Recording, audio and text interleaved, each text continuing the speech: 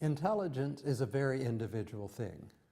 And as we progress through this video, you'll see that that has more than one kind of meaning, too, about how individual intelligence can be. First of all, we need to know how scientists categorize intelligence. There have been more than one way. There's several ways that people categorize intelligence.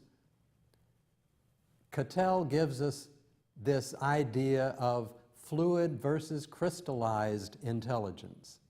Fluid, you think of a child just trying things and being very creative. And crystallized, you think of an old person who just knows so many things but isn't learning anything new.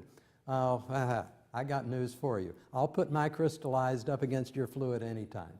But anyway, let's keep moving. Guilford, 120 different types of intelligence categories. No, we're not going to test you on that. That would be way too much. All right? Sternberg came up with the idea that there are basically three components to intelligence. The processing analytical ability, that's one kind of intelligence. In other words, problem-solving ability. Then there's contextual practical intelligence, the ability to take knowledge and apply it to a situation. And then there's the experiential, creative, very personalized, highly personalized type of intelligence. And then we have Gardner's 8 dimensions of intelligence. And this has gained a lot of popularity in the educational world over the last several years. And you will hear and see teachers espousing this almost religiously. But what does it mean? It means that intelligence can take different forms in different people. Some people have linguistic talent and intelligence. They're really good with words. Some people are strong in logical, mathematical thinking. Some people are strong in musical thinking. People that are strong in spatial thinking. People who are very strong in bodily or kinesthetic, in other words, motion kinds of thinking. Thinking with their bodies, you might say. Interpersonal intelligence. People you may know, maybe it's you, very good at making connections with other people.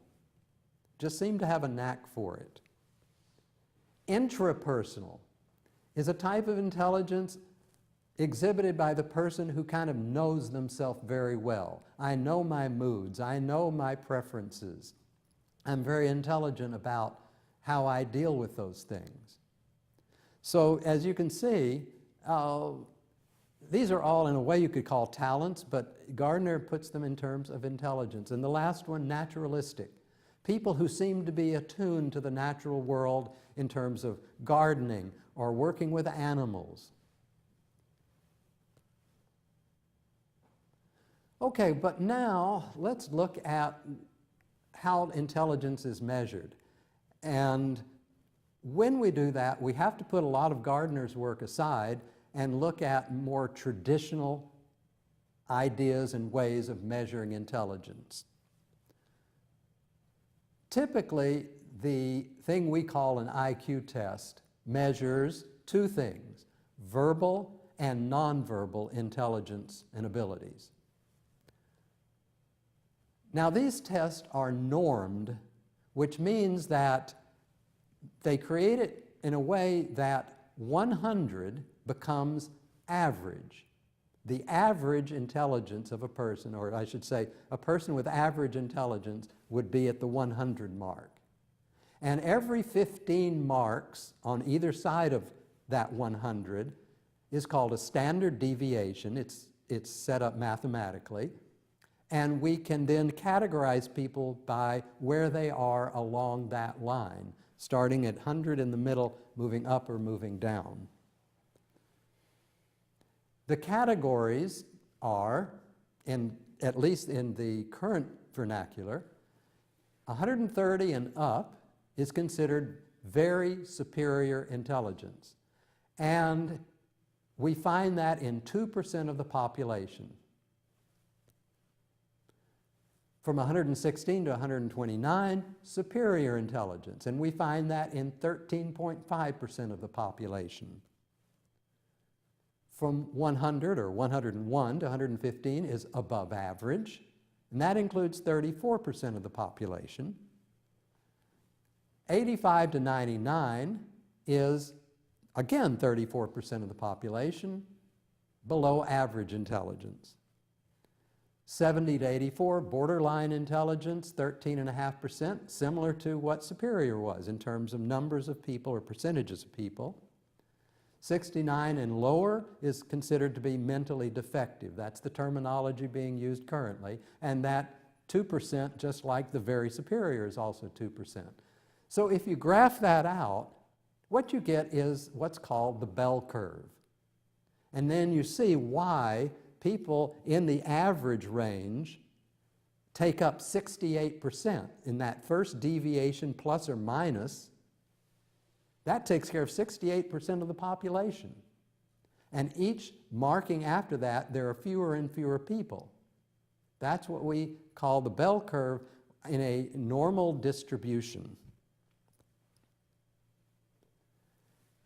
Now, of course, students are subjected to all sorts of testing. Some testing is for aptitude and some is for achievement. And it is very helpful for you to know the difference between the two. Aptitude. Aptitude means your functioning ability that can predict what you'll be able to do in the future. You have an aptitude of being able to learn this much, this fast, this thoroughly. Probably in the future it'll continue that way.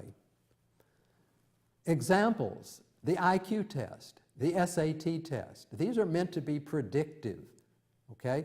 Predictive of how successful you're going to be able to be, for instance, with SAT, how successful you're likely to be in college. And then these kinds of tests then can be used to group people, or tracking, as you'll hear, say, in middle school and high school, where they have tracks for people of different abilities. On the other hand, achievement tests are measuring what has been learned specifically. An example is the graduation test to move to the next grade or to graduate from high school, and they have a list of skills or facts that you should know, and they're going to test you on those specific things and see if you know enough of them to be, quote unquote, qualified to move on to the next level. So all these tests, though, whether they're aptitude and predictive or they're to measure what you've actually learned, all these tests are typically normed to produce that bell curve so that we can very easily identify where a person is in a population. But a while ago, there was this talk about creativity as being related to intelligence. Well, okay, let's look at that a minute. What is it about creativity and how is it related to intelligence? Well, the researchers have concluded that there are basically three types of intelligence that influence how creative a person might be. The ability to analyze, to pull apart, look at the components of a situation or a thing. That's one kind of intelligence that will help that person be creative. Another thing is the ability to synthesize. You just pulled it all apart. Well, let's put it back together in a different way. That's synthesis, okay? You synthesize by taking things you already know, remixing them into something new. And that is a talent of its own and a type of intelligence of its own. And then the third type of intelligence involved in creativity is the ability to make practical applications and changes. You know, synthesizing could just all be in the head and, oh boy, I've got this wild idea for something we could do, but then there comes down to the practicality. how do we actually make the real changes? How do we actually make this invention and get it to work? So those are the three factors that make creativity possible in people. And so the researchers say a person who is considered creative is probably fairly strong in at least, 2 or 3 of those, right? Teachers can do something about this. Teachers can spark, enhance creativity. The idea is to give students, sometimes, opportunities for divergent thinking, where they don't have to try to come up with a specific answer. That's what the whole idea of divergent is about. Let's think creatively. Let's think in different ways about this problem or in different ways about this situation. Let's restructure the problem completely with some divergent thinking and see how it could lead to different kinds of solutions. This is what helps students, young people, unlock some of their creative juices that could come in really handy later on. So,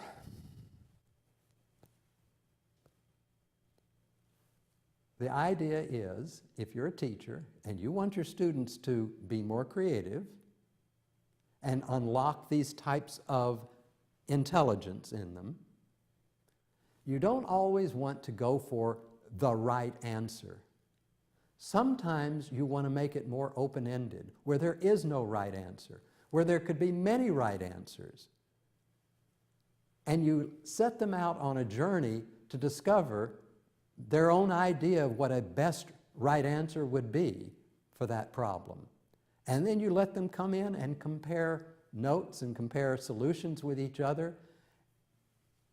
And creativity is flowing. And you do this sometimes. You don't always make it convergent thinking. You think in terms of divergent thinking. But remember, you're still dealing with intelligence. Keep that in mind. So that's the basics of the individual differences that we call intelligence.